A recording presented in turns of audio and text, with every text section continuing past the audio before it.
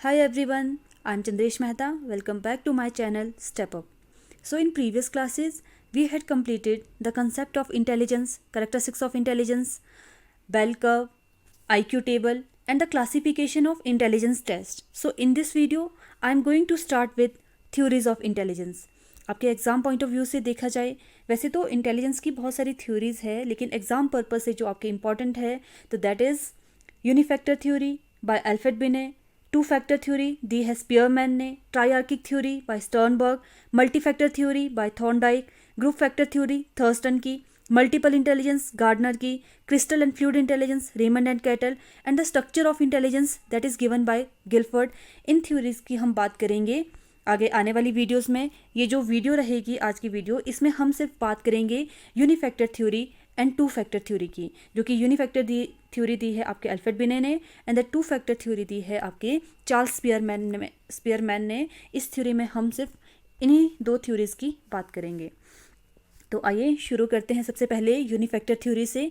तो यूनिफैक्टर थ्योरी हिंदी में एक तत्व सिद्धांत। सबसे पहले जानेंगे इसके नेम कितने हैं। देखो, इस थ्योरी को हम यूनिफैक्टर थ्योरी कहते हैं, मोनार्किक थ्योरी कहते हैं, ट्रेडिशनल थ्योरी ऑफ इंटेलिजेंस कहते हैं, वन फैक्टर थ्योरी कहते हैं and the general intelligence ability theory हम कहते हैं। क्यों कहते हैं? क्योंकि इसमें हम सिर्फ बुद्धि के एक ही पक्ष की जांच करेंगे, एक ही पक्ष की बात करेंगे, जो कि है आपके जनरल इंटेलिजेंस। सिर्फ उसी इंटेलिजेंस के बारे में बात करेंगे। ट्रेडिशनल थ्योरी इसलिए कहते हैं क्योंकि this is the theory of initial period. हम कह सकते हैं कि इंटेलिजेंस की शुरुआत जब से हुई उसकी ये सबसे पहली इनिशियल थ्योरी थी, इसलिए हम इसको ट्रेडिशनल थ्योरी ऑफ इंटेलिजेंस कहते हैं। मोनार्किक थ्योरी कहते हैं एक ही फैक्टर, बुद्धि का एक ही फैक्टर काम करता है, इसलिए वन फैक्टर या यूनिफैक्टर थ्योरी कहते हैं। And this theory is given by Alfred बिने, हिंदी में एक तत्व सिद्धांत।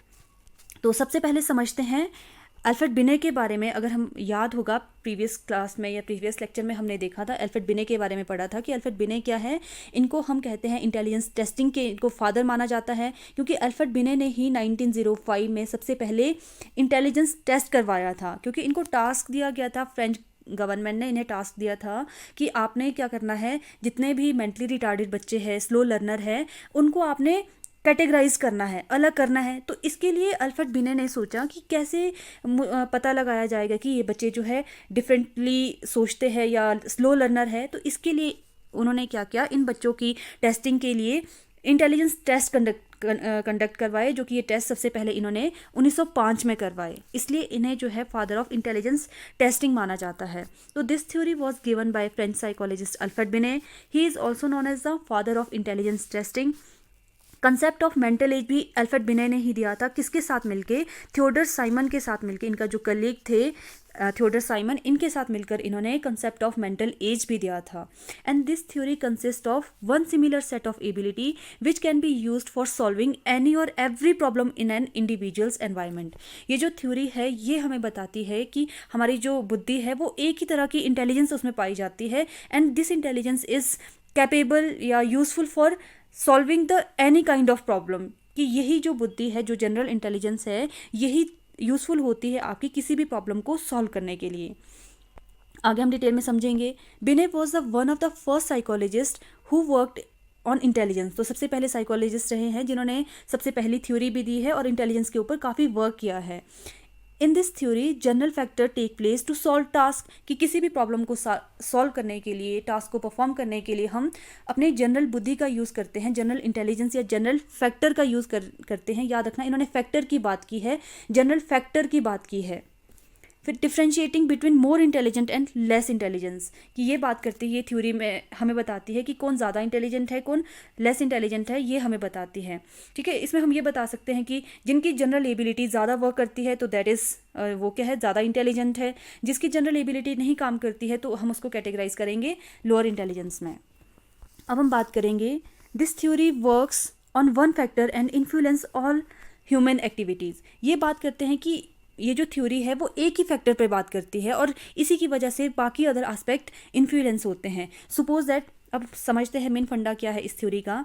ये जो कहती है थ्योरी, ये कहती है कि अगर एक पर्सन इंटेलिजेंट है, अगर सपोज दैट कोई पर्सन ना ड्राइंग में या फिर गेम में इंटेलिजेंट है, अगर उसकी बुद्धि क्या है वो काफ़ी इंटेलिजेंट है, गेम में देखा जाता है कि बहुत को करिकुलर एक्टिविटी में काफ़ी अच्छा परफॉर्म करता है, तो वो इंटेलिजेंट जो है उसकी अदर एस्पेक्ट में भी काम आएगी। वही जो बच्चा है ड्राइंग में भी अच्छा होगा, डिसीजन मेकिंग में भी अच्छा होगा, स्टडी में भी अच्छा होगा, हर एस्पेक्ट में वो बच्चा अच्छा होगा अगर वो एक एस्पेक्ट में अच्छा है। जबकि ऐसा नहीं होता है। ज़रूरी थोड़े ना कि अगर बच्चा अकेडमिकली अच्छा परफॉर्म कर रहा है, 99% मार्क्स अगर उसके आ रहे हैं, तो ज़रूरी थोड़े ना है कि वो अदर को करिकुलर एक्टिविटी में भी बच्चा अच्छा होगा, ऐसा नहीं होता है। इसलिए इस थ्योरी को जो है क्रिटिक भी किया गया, लेकिन ये अपनी थ्योरी में बताते हैं कि अगर बच्चा एवरेज है, स्पोर्ट्स में एवरेज है, अच्छा खासा खेल लेता है, तो वो एवरेज किस में होगा, डिसीजन मेकिंग पावर भी उसकी एवरेज काइंड की होगी, वो स्पोर्ट्स में भी एवरेज होगा, वो स्टडीज़ में भी एवरेज होगा, वो ड्राइंग में भी एवरेज होगा। तो कहने का मतलब है, इन्होंने कहा है कि अगर किसी एक पर्टिकुलर टाइप की एबिलिटी पाई जाती है तो वो उस टाइप की एबिलिटी जो है हर फील्ड में काम आएगी। तो ये बताते हैं अपनी थ्योरी में। According to this theory, if one has found intelligence factor, they can utilize it to any field। कि अगर किसी में एक तरह की जनरल एबिलिटी पाई जाती है कि वो टास्क को इस तरीके से परफॉर्म कर रहा है, वेरी वेल परफॉर्म कर रहा है, तो इसी इंटेलिजेंस का यूज़ जो है वो बाकी अदर फील्ड में करेगा किसी भी टास्क को परफॉर्म करने के लिए। जबकि ऐसा नहीं होता है, इसलिए क्रिटिक किया गया, आलोचना की गई इस थ्योरी की। तो ये थ्योरी थी आपकी जी factor theory, general factor theory, जो कि दी है अल्फ्रेड बिने ने। तो आइए अब बात करते हैं टू फैक्टर थ्योरी की, जो कि दी है आपकी चार्ल्स स्पीयरमैन ने। इससे पहले हमने बात की अल्फ्रेड बिने की वन फैक्टर थ्योरी, जो कि बात करते हैं जी फैक्टर की। लेकिन चार्ल्स स्पीयरमैन बात करते हैं कि जी फैक्टर के साथ साथ हमारे क्या होता है, एस फैक्टर होता है, एक स्पेसिफिक बुद्धि भी होती है। तो बुद्धि के दो तत्व की बात करते हैं चार्ल्स स्पीयरमैन, इसलिए इसकी थ्योरी को हम कहते हैं टू फैक्टर थ्योरी। अगर बात करें चार्ल्स स्पीयरमैन की, तो ये क्या है, ब्रिटिश साइकोलॉजिस्ट हैं and non for work in statistic. अगर बात करें अल्फ्रेड बिने की, तो that was the French psychologist. अगर एग्जामिनर पूछ ले, डीपली पूछ ले, डीप से डीप क्वेश्चन पूछ ले, तो यहाँ से ये बन सकता है। तो ये भी समटाइम पूछ लिया जाता है, तो ये याद रखना ज़रूरी है। स्पीयरमैन क्या है आपके पास, ब्रिटिश साइकोलॉजिस्ट है। और इन्फ्लुएंस होते हैं ये अपने जो थ्योरी है, ये किससे इन्फ्लुएंस होते हैं, गैल्टन और वुंड से। अगर बात करें गैल्टन की, तो सबसे पहले इन्होंने 1880 में बात की है इंटेलिजेंस की। इंटेलिजेंस कंसेप्ट के बारे में सबसे पहले बात करने वाले जो मनोवैज्ञानिक है वो गैल्टन है। और विलियम वुंड क्या है आपके, फादर ऑफ एक्सपेरिमेंटल साइकोलॉजी बोला जाता है इनको, स्ट्रक्चरलिज्म के फादर माना जाता है।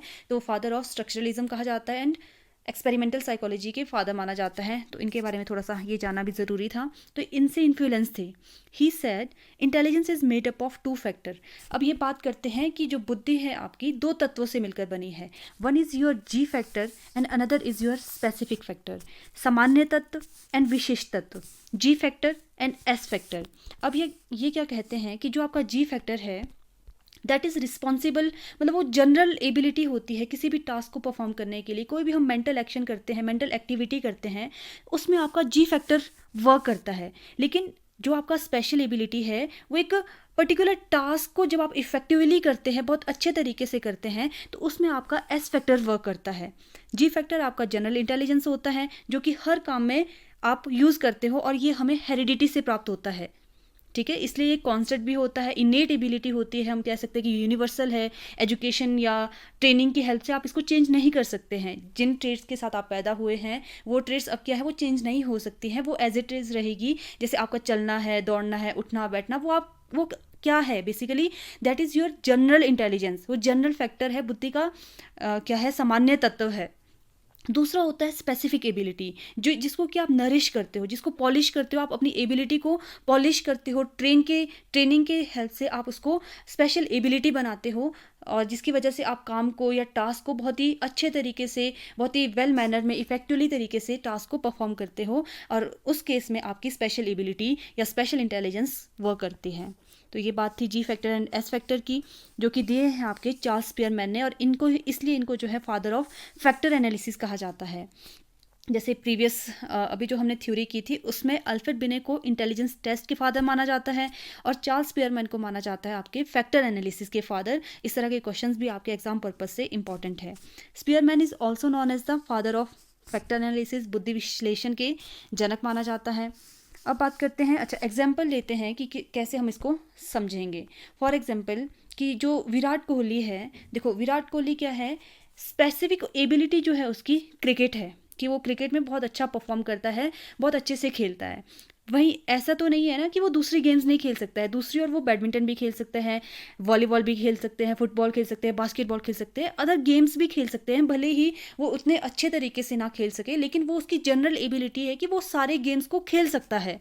तो उसकी इन्नेट एबिलिटी है, हम कह सकते हैं कि जनरल एबिलिटी है, उसमें बुद्धि का सामान्य तत्व काम कर रहा है। लेकिन जब वो किसी काम को इफेक्टिवली तरीके से कर रहा है, वेल परफॉर्म कर रहा है किसी टास्क में, तो that is his ass factor, वहाँ पे उसका एस फैक्टर काम कर रहा है। जब वो क्रिकेट को बहुत अच्छे से खेल रहा है तो वो उसका एस फैक्टर वहाँ काम कर रहा है। देखो, एनी वर्क और task that we do normally is consider as general intelligence, और फैक्टर हम उसको कह सकते हैं जिस टास्क को हम नॉर्मली कर सकते हैं, जैसे दूसरा कोई पर्सन कर सकते हैं, उसकी तरह अगर कर रहे हैं तो that is our general factor. For example, generally we can do dance, run, singing, हम सारे कर सकते हैं। आप डांस कर सकते हो, मैं कर सकती हूँ, तीसरा कोई पर्सन आएगा, हर कोई डांस कर सकता है। लेकिन ऋतिक रोशन की तरह डांस करना खाला जी का भाड़ा नहीं है, नॉट अ इजी टास्क। तो वो क्या है उनका, वो उनका स्पेशल एबिलिटी है, स्पेसिफिक फैक्टर है। जनरल फैक्टर में क्या है, हम सभी डांस कर सकते हैं, ठीक है। और जो स्पेसिफिक एबिलिटी है जो कि टास्क को बहुत अच्छे से परफॉर्म कर सकता है, या जो कोई भी इंडिविजुअल है जो नॉर्मल से ज़्यादा जानता है उसको, उसके बारे में, या फाइन तरीके से उसको परफॉर्म कर रहा है, तो उस केस में वो अपने स्पेसिफिक एबिलिटी का यूज़ करता है। स्पेसिफिक जो जनरल, जो विशिष्ट बुद्धि का जो विशिष्ट तत्व है, उसका यूज़ करके वो प्रॉब्लम को सॉल्व कर रहा है, टास्क को परफॉर्म कर रहा है। तो इस तरह से हमने समझा कि क्या जो है जी फैक्टर कहाँ पे काम करता है आपका, और एस फैक्टर आपका क्या है। जी फैक्टर आपका जनरल इंटेलिजेंस है, एस फैक्टर आपका स्पेशल इंटेलिजेंस होती है, स्पेसिफिक एबिलिटी होती है, जिसकी वजह से आप टास्क को बहुत अच्छे से परफॉर्म करते हो, जो टास्क है वो इफेक्टिवली परफॉर्म करते हैं। तो थोड़ा सा डिफरेंस देख लेते हैं। पूछ लिया जाता है जी फैक्टर क्या है, एस फैक्टर क्या है, तो थोड़ा सा समझ लेते हैं। तो जी फैक्टर क्या है, it provides the base to perform any task, it is innate and received by heredity. अब जो आपका जी फैक्टर है ये क्या है, ये बेस प्रदान करता है आपके एस फैक्टर के लिए। अगर देखो आपके जनरल इंटेलिजेंस ही नहीं होती तो आप अपनी स्पेसिफिक एबिलिटी को कैसे पॉलिश करते। तो कहने का मतलब है जी फैक्टर का होना बहुत ज़रूरी है, जो कि बेस प्रदान करता है, फाउंडेशन है आपके एस फैक्टर का। अगर जी फैक्टर ज़्यादा है तभी आप एस फैक्टर को आप पॉलिश कर सकते हो, स्पेसिफिक एबिलिटी को पॉलिश कर सकते हो। वहीं दूसरी ओर अगर आपका जी फैक्टर लेस है, if G factor is less in a person, S factor will not be develop to its best. वो अपने बेस्ट लेवल, बेस्ट पोटेंशियल तक आप नहीं पहुंच सकते हो अगर आपका जी फैक्टर ही लो होता है, कम होता है।